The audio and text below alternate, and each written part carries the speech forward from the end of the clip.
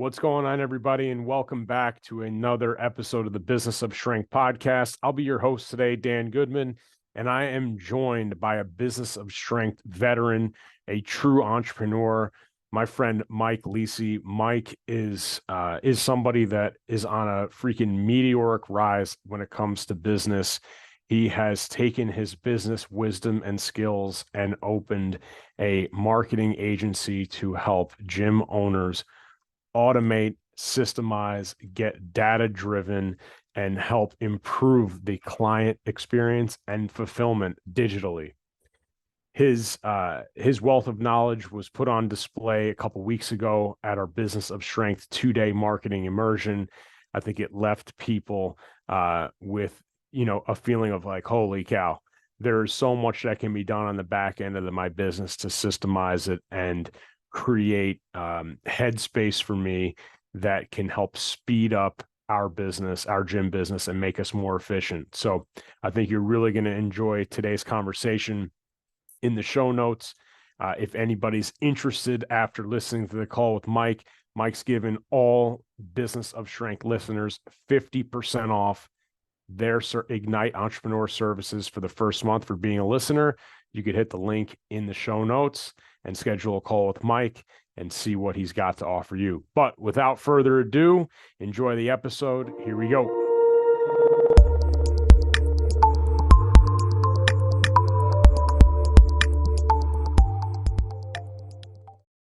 Mike Lisi, welcome to the Business of Strength podcast. For those of the listeners that don't know you, don't know anything about your backstory, please help them get up to speed, my man. Yeah, thank you, Dan. Thank you for having me on. It's a pleasure to be here. I love what you and Joe do with the BOS, and Adam and everybody involved. It's been awesome, for my gyms, my staff, for myself. So it's an honor to be on here. Little background about me. I'm from Long Island, New York. I'm 32 years old. I got into business when I was 22, so about 10 years ago. And I'm in different industries. So I have Ignite, obviously, Ignite Entrepreneurs, which is the newest, freshest business. I have Next for Life Training, RAF, and then also Curbside Mexican Grill. So those are my four businesses that I own and not operate personally, but manage as of right now. So right out of Stony Brook University, where you were kicking ass and taking names, playing center for is the Seawolves? Yeah, Seawolves. Seawolves. Yeah, not the best name, but yes, the Seawolves. You got right into owning and operating RAF, correct? Yeah, like literally, like 2 months after we opened. That's awesome. I mean, that's literally my backstory as well. A lot of similarities there. Why the gym business? What led you there? What were some of your inspirations to lead you to that point? And, just talk to us a little bit about that. Yeah, so I have to give big thanks to my partner and brother-in-law, John, because John's the one that kind of approached me about it. So basically, he was a trainer at Synergy for maybe 10 years or so at the time, and he wanted to do his own thing and start his own thing in the gym world. And I just had a pretty big name locally for football and all that stuff. And I've been in the training game, like strength training. I've been, since I was 11 years old, and always drawn to it. At college, I would stay in the summer and over the winter and help out the basketball team, but help my strength coach and stuff like that. I'd always be there, just kind of learning, being a sponge. I thought I wanted to be a college football coach or a strength coach, and then when I realized what they go through every day, it kind of just turned me off. Yeah. So I was like, I didn't go that route, but yeah, that's, John approached me with it. Like, you want to help me out with it? And I was just like, I'll help and see what happens. And, we ended up just splitting it. And, from there, I really had a passion for a business, and I realized this is awesome. So, you look at it as 22 to 32 right now. You own a multitude of businesses. You now have a marketing agency with Ignite, and getting to know you through the Business of Strength and really being familiar with your work ethic and what's been able to happen in your businesses. 10 years is still not that long of a period of time in business. So what gave you a leg up? I mean, was it family influences? Like, what were some of the big aha moments for you to really expedite your career forward? And, RAF is a gym business that is kicking ass, that really gave you the opportunity and the launching pad to go on to some of these other businesses. So before we talk about those, where were some of those aha moments for RAF, and how did you really know that you were developing a business sense that that has enabled you to expand to other verticals in the business world? Yeah, so it's weird. Like I really never really had like an aha moment, honestly. I don't think I ever really had that. So basically, you know, when I started just the process of business, like it was awesome because like I was so young and like naive that I didn't know anything about business. We had a good like training program at RAF, right? And it was really cool. Like we had like a good following, had teams coming in. I did like, I didn't even know how much money we were making the first year. Probably had no idea what our revenue was. And like, so like for me, I kind of just like 2 years into business, I just realized like I don't know anything about business. I have a pretty good gym for what we know. And I know that I have to dedicate time to being an owner. And that's really where it kind of shifted. And like, people laugh about it and like my family and my friends and my employees, but like that's why I started going to coffee shops. And I would say, I have to go here for 2 hours today. And that's it. Because I'm away from my gym, no distractions. Let me work on my business and not in my business like I've been doing 24/7 for the last 2 years or so. And that's kind of where I started getting in the habit of doing that and teaching myself everything from the finances to the marketing, to everything inside of the walls of the business. That's such a cool point. Like, where, if somebody's listening to the show and they feel trapped inside of their business, what would be one piece of advice that you would give them? So I show up to the coffee shop. Mike Lisi and Dan have said you got to work on your business and not in it. Where do I focus my time first on learning and developing, in your opinion? That's a good question. It's a really good question. Where do you focus first? I think first is how could you track things that are going on in your business more automated and just more clearer so you can have more clarity on your business at a glance, whether it might be finances or marketing or both, right?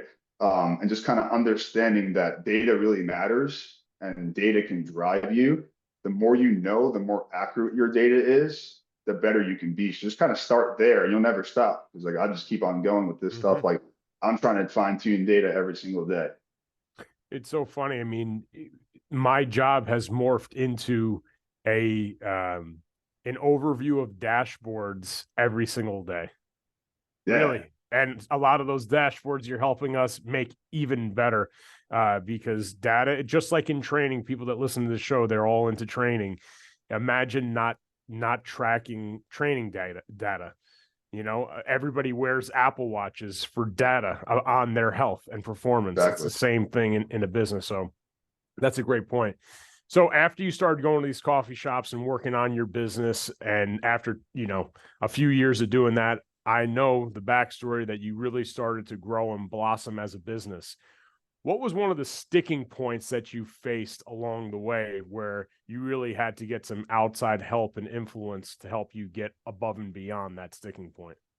Um, Really just like kind of like what I touched upon was really just like we knew we had a good business. We knew like the rave about us was awesome. And I just knew that I really didn't have a grip over our finances or organizations or putting people into the right seats. And that's when I kind of looked out for support from other mentors in the industry. And obviously I found you guys eventually too. But like talking and being friends with like-minded people that are in that same area like can always help you get to that next level because and you have to be open to learning. Like you should be confident in what you know and what you can do, but be open and to learning and knowing that you don't know it all and you never will.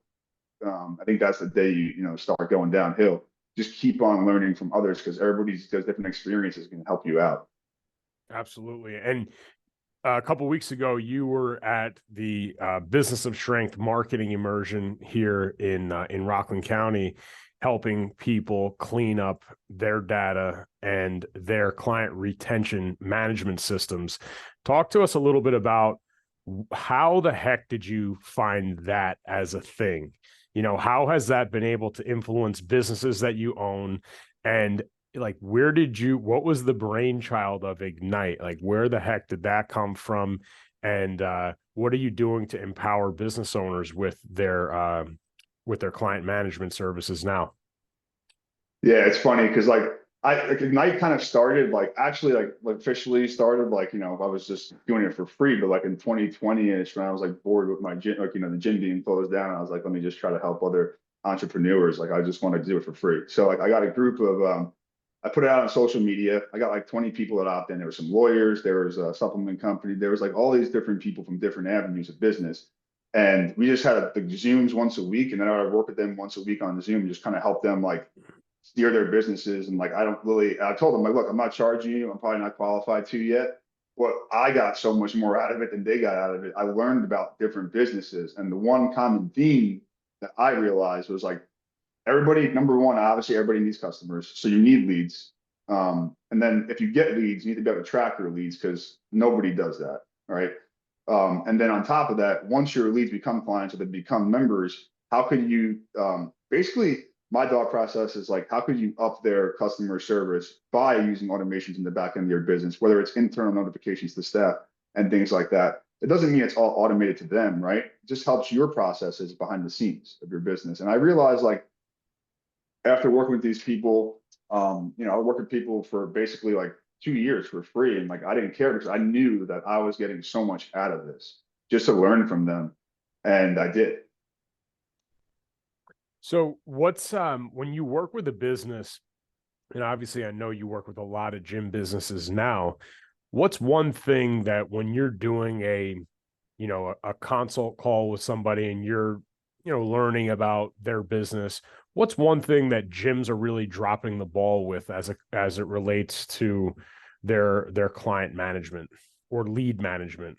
Unfortunately, there's a lot of stuff like what I'll do for for prospecting people is simply opt in on their website and I don't get anything back for like a week. So it's like at least sometimes I don't get anything back ever. And people don't know. It's like that's number one. It's like, it's 2024. I mean, that should be automated for yourself. Or at least you should be checking in. If it's not automated, that's completely fine too, right? But at least be checking in and getting back. And you'd be surprised about how many people don't have that. And then also it's like, how many leads do you have right now? How many people do you have in trials? Which I won't, I can't be a liar about this. Like 3 years ago, I didn't really know that stuff either in my businesses, right?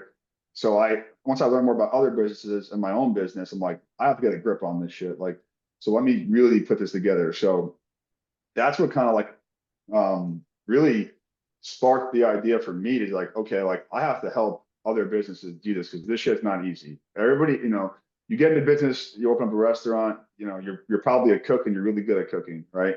And you can cook really good food, but you don't know how to run a business, right? Mm-hmm. You're a really good trainer. You can train people. You can be the best trainer in the world. You have no idea how to run a business. So I feel like, especially obviously Ignite is, mostly fitness based, right? We help mostly in the fitness industry, but I know that a lot of these people are great coaches, great people, and they just need a little bit of help in the back end, automating and fulfilling their leads.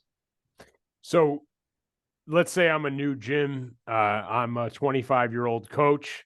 Put yourself in your old shoes. You're 25 years old. You sign up with Ignite. What's like one or two quick party tricks that you can do to help drive some leads to these young, hungry gym owners?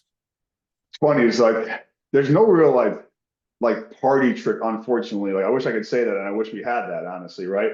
I mean, a lot of marketing companies will lie about this, right? They'll say 50 leads into your gym, or we'll I pay see it all the full time, man. money Oh my back or God. whatever. So like my whole thing is like just and our whole play, I guess, our angle is like be the opposite of that bullshit because so number one, if you're going to be a marketing company and tell somebody that you're going to get 50, 100 leads in the first 2 months, wouldn't it be worth it to check if they can handle those people first? Because if I can give you 50 new customers, most gyms right now can't handle that. Mm-hmm. There's gonna be people falling underneath the cracks and they're gonna lose those people in the next month. And you know that. right? So telling people that and doing that is like really just awful, right?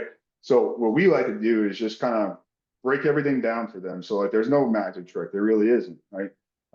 Give people clarity and organization in their business, right? Because I know people are lacking. Once that happens, a light bulb, kicks off in their heads and they're like, they see the value right away. We've had some great results so far, but like for an example, one thing we could do is like a sweepstakes campaign, but like I know a lot of gym owners have ran sweepstakes and they offer something free, people opt in, but they don't do anything with those leads. They probably just have them on a file or a Google sheet and they don't even ever go to that. So like what we do is we set up the email campaign for it. We set up all the forms to it to connect it. When somebody opts in, we'll send them another form saying, sign up your friend, so your friend can come in. You'll double your chances of winning, right? So like we do stuff like that for them. That's all automated. All the fulfillment is automated as well. So once that winner is announced, we're giving out offers to the people that opted in and then long-term nurturing those people into members eventually. So like that's something that we can do all done for you campaigns and things like that. And we help you and show you how to do it so you can do this stuff on your own as well. Yeah, and I got to give you guys a massive plug too. You and obviously Joe worked tirelessly on revamping our 6-week transformation. And the crazy thing is our 6-week transformation, we just finished the 26th transformation. And in years past, literally up until running our 25th, it was like, hey, do we send out the reminder for the dinner? Hey, did we send out reminder for the weigh-ins? Hey, did we get gifts? Hey, did we, have we sent out the reminders for signing up to new people? Have we upgraded current people? Have we asked for reviews? And even though we're a very system-driven business, things fall by the wayside. This challenge, Ignite, and you specifically helped us the speed and efficiency of the 6-week challenge allowed us to focus way more on the actual fulfillment. And, if you're somebody listening to this, speed is everything in a business. And the more that you can offload off of the hard drive of your brain, the faster you can go with the critical event of marketing, of the critical event of training, of being focused during a team meeting, because you're not thinking about 101 things. Now in our gym business, thanks to Ignite, we've been able to automate a tremendous amount of fulfillment. And one of the big things you talked about it, Mike, and I would like you to touch upon it a bit more, is the internal reminders for staff. What are some of those internal reminders that people can set up through a well built out CRM? Yeah, so something we always say is a great offer is only as great as its fulfillment, right? And what that means is like, we could do anything behind the scenes that you really want for your task, right? So for example, if a new lead hits your pipeline, we could automatically create a task going to the front desk manager saying, make sure that this person is followed up with. On top of our automations going outbound to that person, we can do something like that. Somebody signs up for a member, right? On day 90 of their membership, check-in phone call, internal notification text to that person's phone at the front desk, let them know Dan's on day 90, right? Give them a check-in phone call. And then also we could add it to a task list inside of Ignite. So they could actually see it there, check it off that it's done. And then for me, like as an owner, it lets me be at ease a little bit more. I can go in and visualize and see my whole business and see things happening, right? But we can basically customize any kind of notifications that you want based off of any events that you want. Yeah, it's awesome. Um, you know, one thing on that, and I want to shift gears to talk a little bit about what you're doing in your own businesses, because you turn on the news for 5 minutes and without being polarizing, we don't talk politics on the Business of Strength show, but election year, gym owners, with talking about Ozempic and these weight loss drugs and inflation and interest rates and all this bullshit. And it's like people are saying like, hey, you could look at fitness things. We're in a little bit of a gym recession, a gym session. Your gyms and your businesses are growing. You focus a tremendous amount on internal activity with the customers you already have. Is that the key to your growth in the last year or two? What do you attribute some of that growth to? And how could you shed some light on that for somebody that might be in the mindset that we are in a quote unquote gym session? Yeah, I think an obvious number one is being resilient, right? And just kind of leading that with your team, right? Like leading the people to make that happen, right? That's the number one thing.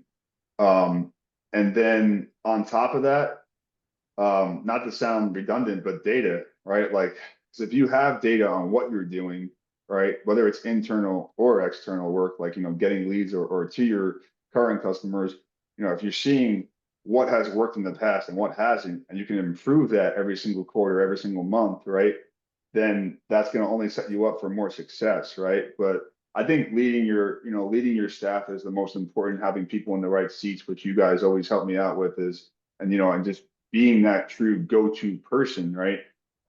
So your staff kind of can relate to you and you can pass down what needs to be done. And of course, the automations of internal tasks help us tremendously. Just stay on track. Exactly. And if we're not off track, like I'm going to know right away and then we're going to make changes, right? It's kind of like you're like honestly the head coach of a team, right? And you're just kind of plugging and playing people basically. That's all you're doing, right? As a business owner. Yeah, and to champion what you're saying about metrics, a lot of times you'll see a team that wants it, right? They want it and they're working hard. We were that team. 2011, 2012, 2013, we were working hard. We didn't know what the Mhm. hell we were measuring, but we were working hard. And you get to the end of a month or 2 months and you're behind on the scorecard that we had. It creates a level of frustration, which leads to burnout because it's like, man, I've been working my ass off and we're not hitting the numbers. And then you're talking to your business partner, you're talking to people, hey, we got to work harder. It's like Yeah, that vagueness is total bullshit. It's it like, is. hey, we need this specific thing to happen.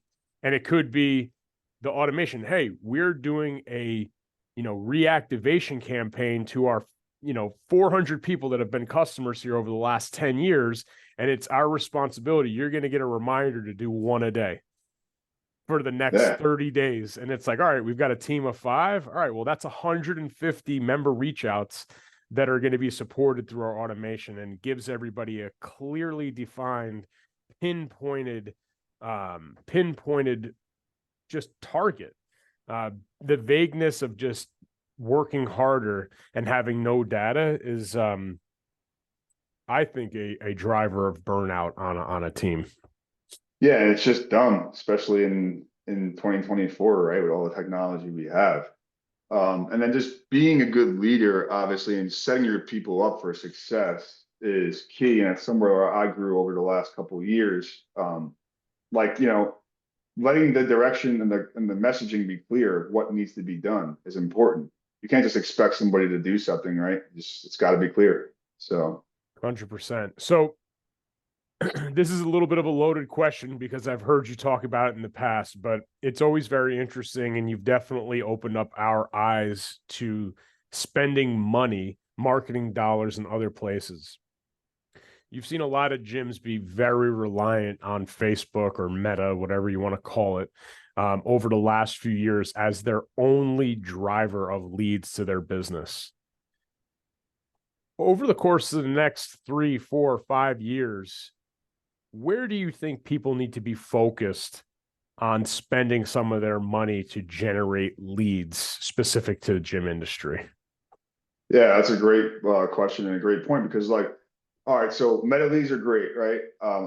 I bet everybody that runs them has no idea, well, not no idea, but maybe not a great idea of the lifetime value of everybody they've attracted from it and signed up from it and how much money and how much the actual payoff was and if it's even worth it, right? I bet you that nobody has that in place. So like number one, if you're doing that stuff, you're not tracking it properly, like that's really like stupid to do that, right? So what we like to do, and also keep in mind that meta leads are harder to convert, right? And any kind of leads are going to be hard to convert. Anything you're buying, right? It's hard to convert. Anything organically is easier. So it's easier in your staff and it's a higher conversion rate. So you're not wasting too much time, right? You probably won't hear marketing agency owners say that a lot, but that's because there's so many other ways that you can implement automations, right, in your marketing that could help. I think the way that the world is going right now, a lot of things are automated outbound externally to consumers and across all businesses. So I think boots in the ground marketing, like pop-up events, things like that, any kind of website leads, but like in terms of like say a pop-up event, right? You could still automate the process of fulfillment, right? And that's where a lot of people drop the ball. So what I'm trying to say is you have a pop-up, right? You're at a local fair and 30 people come by and sign a piece of paper. That piece of paper gets thrown in the folder, it never gets used. And that's it basically, right? So with Ignite, I said, we'll create the form for you, which is, it's pretty basic, honestly, but we'll create a form for you. You'll have it there. They'll sign in. Those people will be added to your pipeline, notifications to your staff. Make sure this person is called tomorrow, follow up. Thank you for coming out. Things like that can be automated, right? And being more personable. You could automate to be more personable. That's what people don't really understand, right? It's not all about outbound automations. Another thing is making sure your website connects to your CRM, right? Making sure there is automations off of that, as funny as that sounds, right? Any kind of lead magnets that could be on your site, right? Whether it's like a free, when people go to your website, if you're a gym, like, what are they looking for? What is your target demographic looking for? Make something in a PDF that could help them, right? We have our meal plan generator for them, right? Which is completely automated, by the way, which is awesome, right? And it's really easy for them to understand. It's not macro based or anything like that. It's really easy. And people go there, they want that. So they're going to want to click that, right? So when they click that, they sign up, then we can take it over from there. And then we can sell them into our services later, right? So things like that, and having a web of about 8 to 10 different things at once, whether it is your landing pages, your website, a pop-up, QR codes around town, right? LinkedIn reach out, things like that. But having all of that automated, you could have as many as you want out there organically, because the follow-up and fulfillment is very easy, right? On your staff. Without a CRM, without these automations, it's very hard to do that. So, there's something that you mentioned a couple weeks ago, and I haven't even told you. Mike was talking about working with a very localized influencer that really matched their target market. And you want to talk about that for a minute before I circle up on what we did after hearing that? yeah. So we got lucky in meeting her. We had this girl from Next Four actually in the area, and she came by. We were actually, I take that back. We didn't get lucky. We had a pop up outside of our building, which we're in a shopping center, so that's what drew this, right? She was walking by. She came up to us. I realized that she was local influencer. She has over 200,000 or maybe even 300,000 followers, and she's local in the town. Fits our demographic exactly what we want. So I'm like, this is awesome. So we just kind of invited her in for free. I'm like, look, like just try this out for free. I want to see if you like our service, like our product first. If you like it, we'll take the next steps after that, right? And she loved Next Four. She goes all the time, and I'm like, okay, great. I'm gonna get, we give her like half off. That's all it is, right? Give her half off, but as long as I can get somebody that actually trusts the product and likes the product, then I know that they're going to speak good about it. So that was our connection we made. And like, it's funny because we were sitting at the seminar, we just set up our first class with her, like hosted by her. And we and Kayla were sitting there. We're about to present about automating leads, and we got like 15 leads pop through right before I went on to present. I'm like, this is awesome. And I was just showing people. So it was pretty cool, but that's like real time. And you could see as it was real time, your automations responding and setting them up for their next session. Yeah, exactly. So like that's all done for you, right? Yeah. So cool. So something that we've done to really, because look, you get bigger and you lose bandwidth of time. And look, we've had a lot of reliance on our email list, our meta ads. We still focus on our internal clients and doing things in the gym that puts us back at the dinner table to talk about our gym. But after the event, joined more super localized Facebook groups. and started posting about, May is for moms. Now next is June is for dads, and just being active in town groups.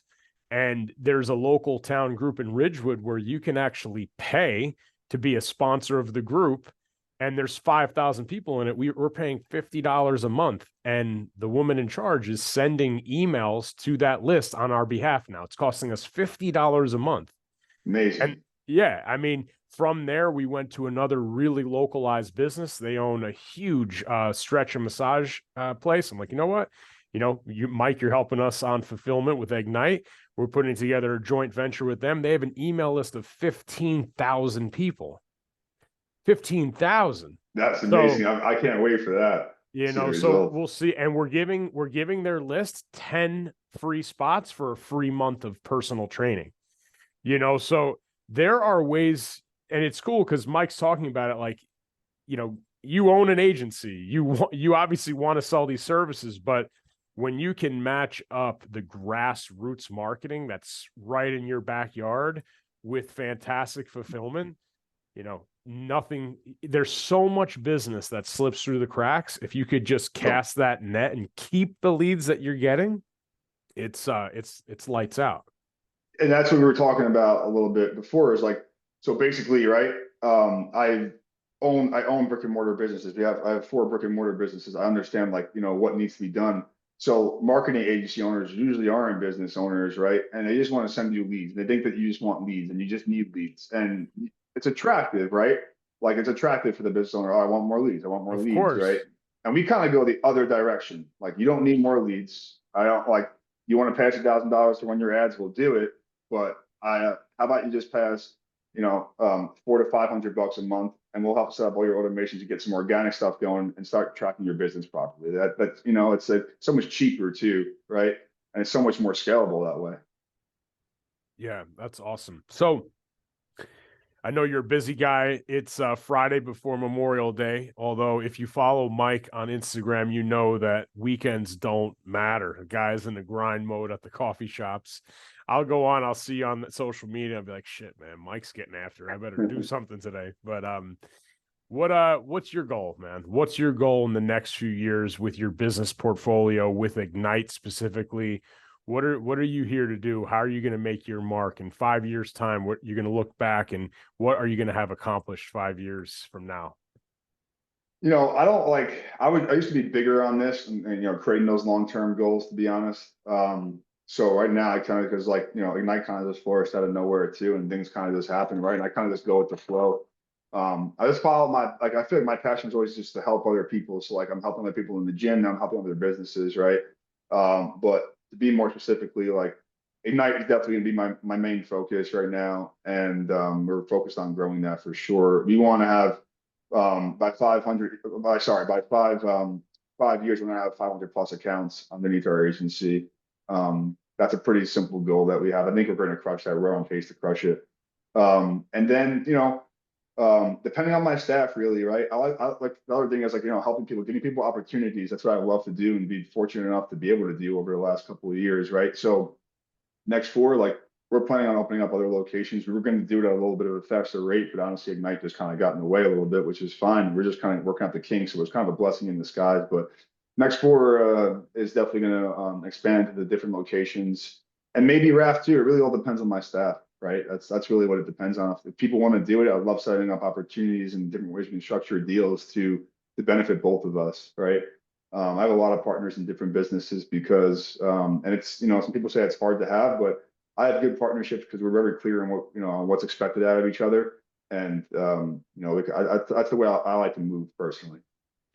It's so funny. We have a lot of partners here too. And you look, I mean, we've got partners in all the businesses, and Joe and I have been business partners for 15 years.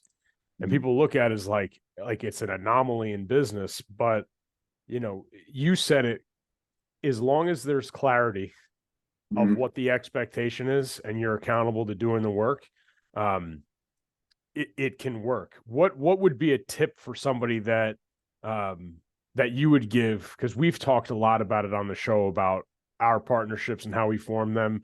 but more specifically, how does somebody go about knowing if you have the right people or knowing who to partner with? Because, I'm sure you've had sour partnerships in the past. So what's a characteristic that you'd be looking for in a partner, and how do you make sure that there's extreme clarity going into a business venture?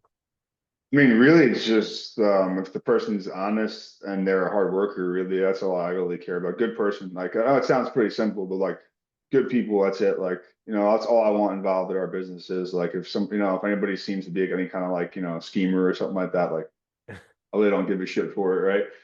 So if you're a good person, and I've had opportunities with some people that are, higher standards that I turned down because of that, right? And communication, like communicate. So once you find those partner, right? Communication is key. So being clear and talking, like, holding stuff in never is better in the end, right? Getting it out there and speaking upon things will always help you out. 100%, man. That's a great point. Festering it and not getting it out and letting people know where you stand, it only affects you personally, right? Yeah, you know how it is. I mean, I'm sure you know how it is. Everybody's been through that, and it still happens, right? But For sure. Well, listen, Mike, thank you so much for being on the show here today. And obviously, people, I'm sure, are going to want to get in touch with you. How can they go about doing that, man? yeah, so I guess the best way is on Instagram. It's Mike_Lisi_Junior. Lisi is the last name.